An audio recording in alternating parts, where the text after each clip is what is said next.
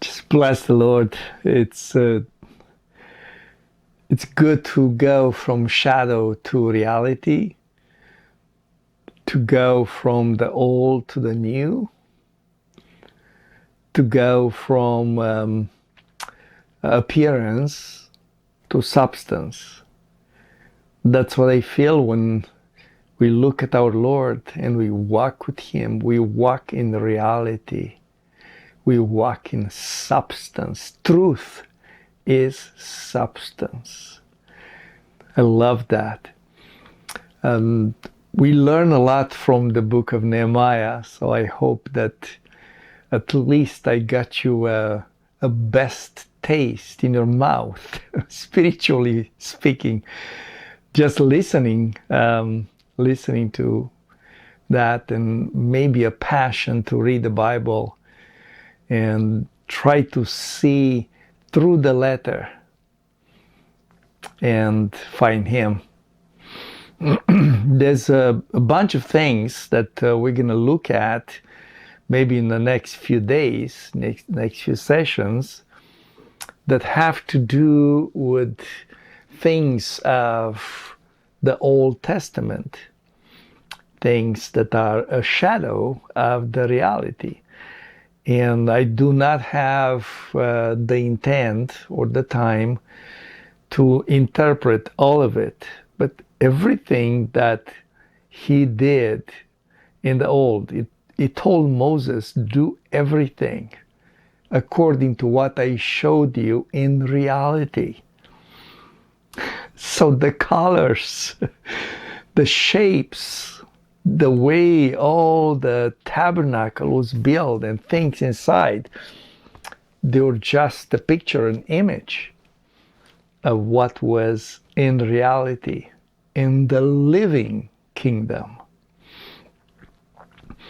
And some of the things that I'm learning, why do we have to have a covenant? Why do we talk of doing this and don't doing that? Why is obedience important? See, this is because the soul of Adam entered rebellion, disobedience. And yes, it says by the obedience of one man,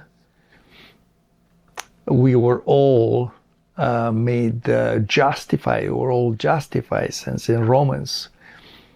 But at the same time, it says that we received by the obedience of faith. I think in Titus says that, the obedience of faith. So our obedience received the gift. The gift was free because of Jesus' obedience. But then our obedience received that gift inside us. It's not an automatic. So we learn through obedience.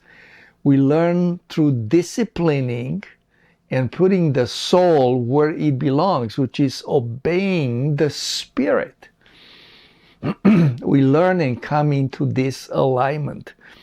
This verse that the Lord gave me lots of years ago, He helped me a lot to see how He works. And maybe it's a little mystery for some of you. Maybe it came recently into this, but into walking with the Lord as sons. But it's Job 34:29, and the way it says here in New King James is, when the Lord gives quietness, who then can make trouble? And when He hides His face, who then can see Him? Wow.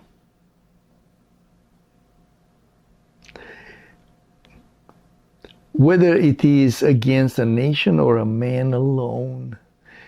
So he does this personally with us, or he can do that for a nation. He hides his face, and the ones that pretend they see him are the false prophets. Very strong, very powerful. Or he gives quietness, and there is nothing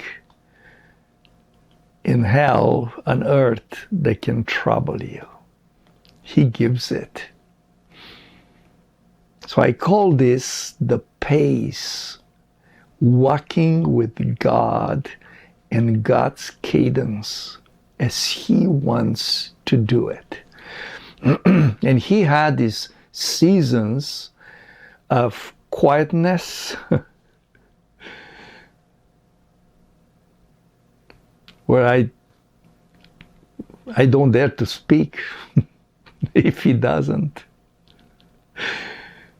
And He has these moments of hiding His face. And I'm resting.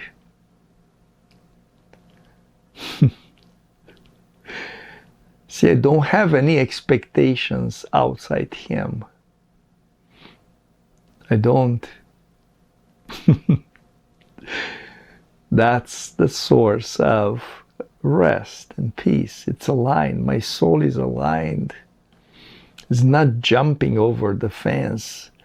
It's not trying to convince, to fight for. It knows it will receive everything that the Father has for me. So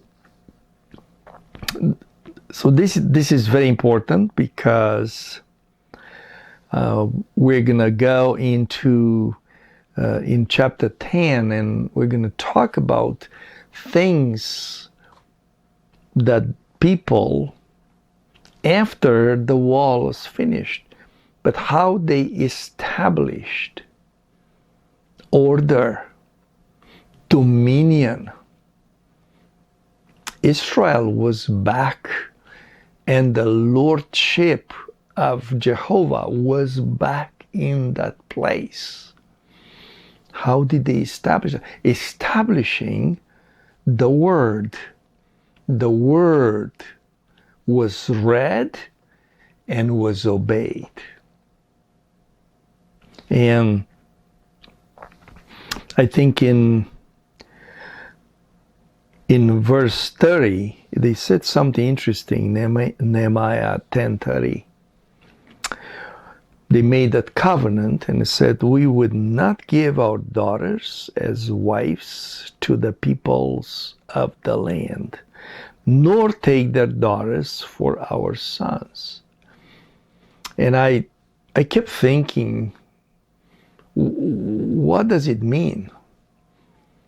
And yes, I was raised in a religious culture where, if you are this type of Christian denomination, you better marry this Christian denomination person. Okay, that's preferred, and some of them enforced. But that's not really what it talks about in the reality part. That's the shadow, right? What does it mean? It means, see, that the daughters are these ideas, thoughts, principles, ways of doing things. That's what they symbolize in this in this passage. So that means things, the ways the Father shows us, we will not export them to the world, the peoples of the land. And also, we will not take what is of the world and import them to us. Okay, I can read about the principles and what they do there, but I always have to take them through the cross, through the death and resurrection of Christ. I don't just import things from the world. That's not right.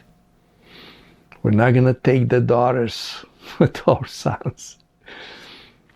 Romans 12:2, right? It says, do not be conformed to this age, to the thinking of this age, to the religious thinking, to the political thinking, to the economical thinking.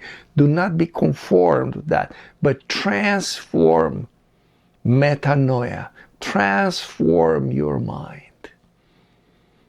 So this is so important. So that's what this means. And also he said, if the peoples of the land, so again, the world, brought any grain to sell on Sabbath day, we would not buy it from them on the Sabbath or on a holy day.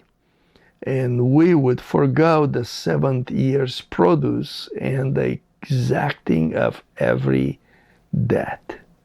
Okay? So what does it mean?